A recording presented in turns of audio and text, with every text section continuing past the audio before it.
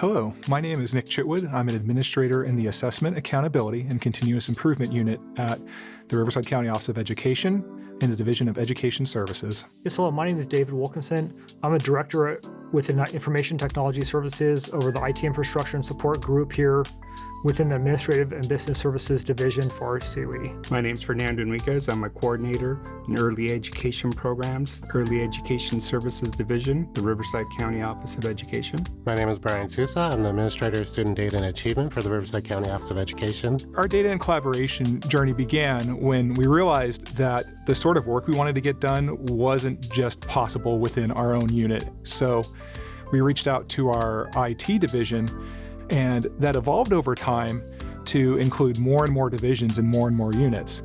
And so our journey really began as trying to solve a small problem, but then we realized that it was bigger than our unit, bigger than our division, and it truly was an organization-wide need that we needed to address. My involvement with the data initiative was an invitation I received one day via email from a colleague.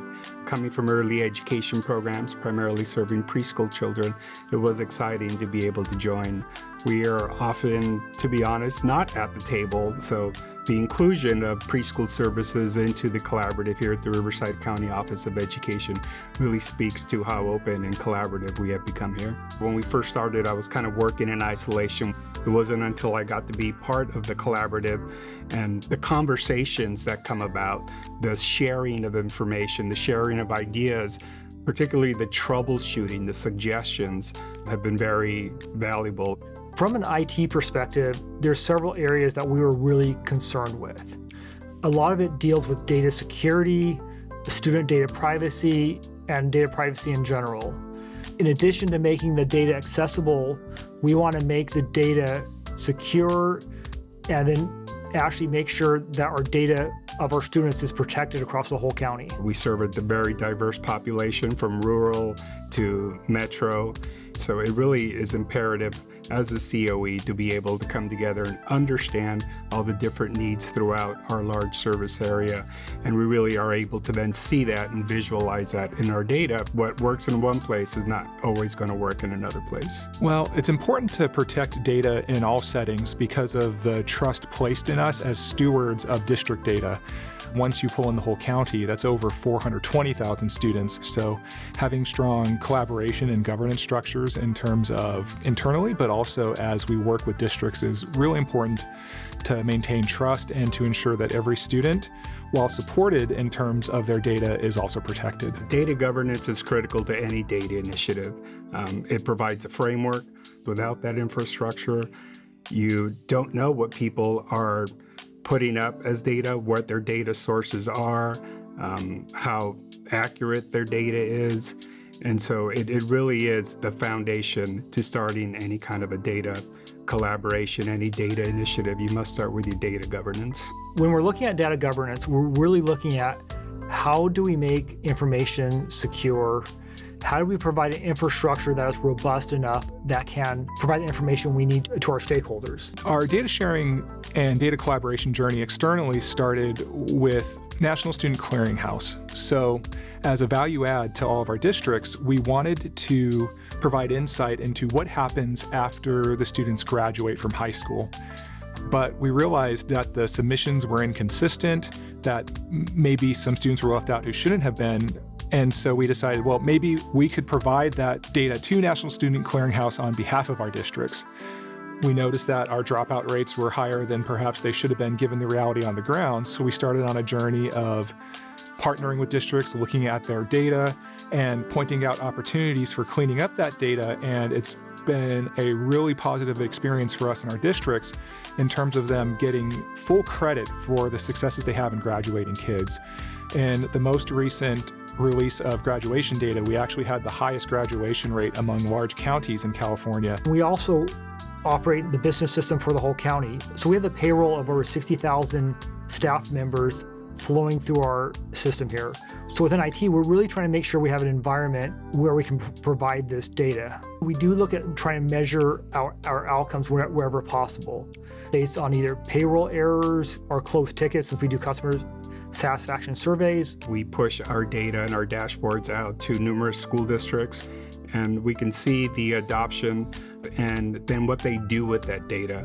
We want you to see the data. We want the data to be meaningful. We want the data to be readily accessible. We're able to internally take those same metrics and monitor them year-round in real time. And what that allows us to do is to always be aware of where we're headed, what problems to anticipate, and where our efforts are going to be best served to suit the needs of children. The California School Dashboard until recently wasn't even released into December. So oftentimes as leaders, we're responding to data from last year in December, trying to make changes when we're already halfway done with the school year. These partnerships and collaboration have enabled us to provide districts with more timely estimates of their dashboard outcomes. So instead of waiting till December to find out that something didn't work from last year, we have an earlier insight and districts can start making choices and improving their efforts for their students sooner. You have to be up to date on the security of the software you're using. So it's very critical that not only you, but obviously your IT department are up to date with security and keeping everything up to date. Something that we've really seen is how critical collaboration is across the enterprise. From an IT perspective, we have to create the systems so we can share this data and make these systems accessible. Through the collaborative, I'm able to reach out to a colleague who is then able to rather quickly be able to provide us county-wide information for TK. It's these kind of connections that really prove valuable.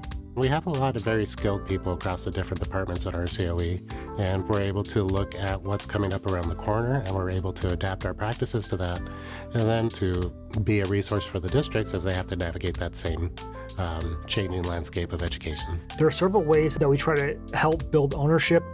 We really want to invoke the stakeholders early so that they're actually involved in helping set up the solution. We want to empower our end users so that they have the tools and resources they need so they can do their job and provide the data. You should expect some challenges with adoption. With any technology, particularly if it's new, you're going to have technology adverse people. And so when we build our visualizations, we really try to build them to be exactly as they're intended to be, visual. We try to make it, again, as accessible as possible. Some people have been able to do that rather easily, and some people have been quite challenged. But again, having very clear procedures, very clear, I produce videos as well on how to do it. As long as you're able to anticipate those things are going to happen and you're able to have a venue or an avenue for people to successfully overcome those, it's possible. We have a very structured way of looking at data in the state of California now, meaning that the State Board of Education, the California Department of Education, has provided us an accountability system and a state data reporting system in what we call CalPads. And those really start to drive the conversation around this is a requirement. So now that we have this really set standard of rules, then it becomes really incumbent upon us to make sure that we're actually doing the work of looking at that. And we're looking at each student individually. We really want to show the benefits across the organization. By being able to show the wins that we're doing, it really helps reinforce what we're doing and help people to buy in. I think anytime you have to look at securing buy-in, you're really looking at making sure people understand why these things are important. You have to make a good business case. It is important to be able to come in with a vision of what it is that you're trying to do, to be able to have some people behind you who are with your vision. The stuff I really wish I knew early on was change takes time. Take the small wins you get and work with them. The world of data collaboration and governance is ever-changing, and if there is one thing that I would advise somebody, or I wish somebody had advised me when I had started, is just to be extremely flexible and always ready to have new data-driven ideas.